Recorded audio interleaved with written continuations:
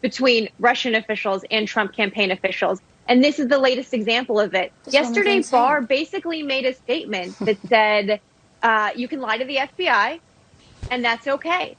And there is still a ton of evidence that the investigation was absolutely an appropriate one, that Flynn was absolutely someone who should have been investigated. And he, at the end of the day, chose to lie about his contacts with foreign countries. If Bill Barr wants to say that's not a crime, that's a precedent I'm not sure either party wants to set, Harris. Oh, my God. Laura, is that how you see it?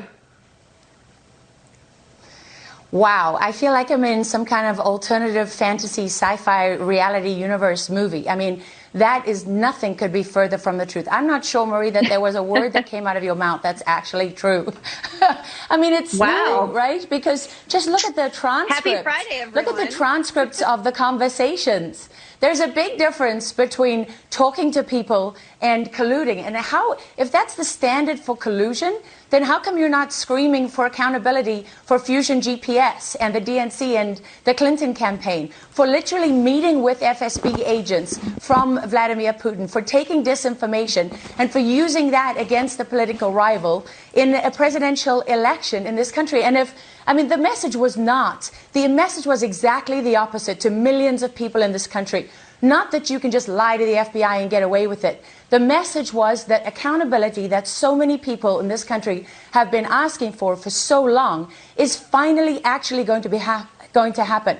And Bill Barr has never said that his mission is about defending President Trump. He said it in the CBS interview, and he has said it from the beginning, that his duty is to protect the rule of law in this country, to protect the Justice Department and law enforcement. And he's doing that by holding them to the standard to which they have sworn to uphold, and holding them to the same standard that every single person in this country would be held to if they were facing similar charges. So what about lying to Congress? All right. Because all of these people, McCabe and Comey and all of them, they've all lied and lied and lied. And there's more information to come here that's going to show exactly what really happened with Michael Flynn. Wow, man. Good job. She just lit her up like it was Christmas. Man, and they're so fake. Like, oh, you care about lying all of a sudden? Well, how come you didn't care when Hillary Clinton inferred that the Benghazi attack came from a freaking internet video? Yeah, right. Give me a break. We are working to determine the precise motivations and methods of those who carried out this assault. Some have sought to justify this vicious behavior along with the protest that took place at our embassy in Cairo yesterday as a response to inflammatory material posted on the internet. That guy actually got put in jail over that video. And then that's September 12th, 2012. And then literally that same night, September 12th, 2012, when talking to Egyptian Prime Minister, she said, quote, "We know that the attack in Libya had nothing to do with the film. It was a planned attack, not a protest." Well, if she's so into quote-unquote lying, well, how come she wasn't bringing that up when Hillary Clinton was running for president in 2016? Interesting. And then here is another liar, Barack Obama, as we see here in this great thread that Q just linked. Jonathan Turley Status here, where he is pointing out a quote from Obama, where I guess Obama coming out saying on Flynn, the quote, "There is no precedent that anyone can find for someone who has been charged with perjury just getting off scot-free." Which, you know what, this guy's got a lot of nerve. This dude was unchecked for 8 years. I mean, we said little things here and there, but I mean, for the most part, even we would just forget about politics for 6 months at a clip sometimes. Well, this guy did whatever he freaking wanted. And this was something he wanted, and he's mad it didn't happen, which this guy points out a great point. It's a curious statement because first and foremost, Flynn wasn't even charged with perjury.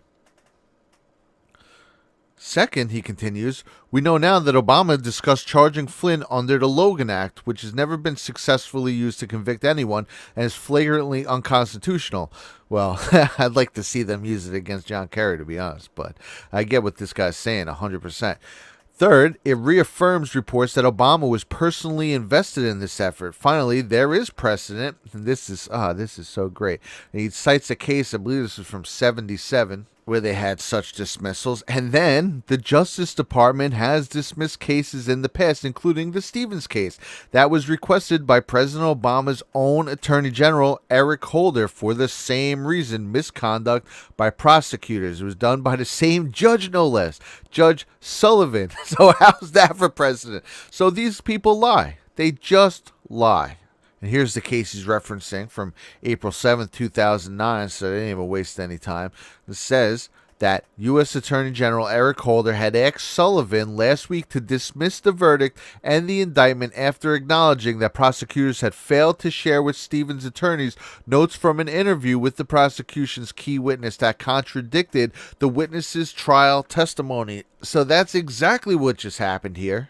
As you see now, it's coming out that Flynn actually did stated it was possible that he had talked with Kislyak on the issue. But if he did, he did not remember doing so, which destroys their whole case, amongst other quite shady stuff that is coming out right now. So once again, President Obama lying to the American people because he's mad that his little hit job on General Flynn didn't go through. And if you're wondering why they felt the need to do a hit job on General Flynn in the first place, besides being Donald Trump's national security advisor, which they knew what that meant, this headline says it all. August 10, 2015, former DIA Chief Michael Flynn says rise of ISIS was a willful decision of the United States government. Ain't that the truth? Where we go one, we go all. So with the additional steps I ordered last month, we're speeding up training of ISIL forces, including volunteers from Sunni tribes in Anbar province. With the additional steps I ordered last month, we're speeding up training of ISIL forces. Full stop, period.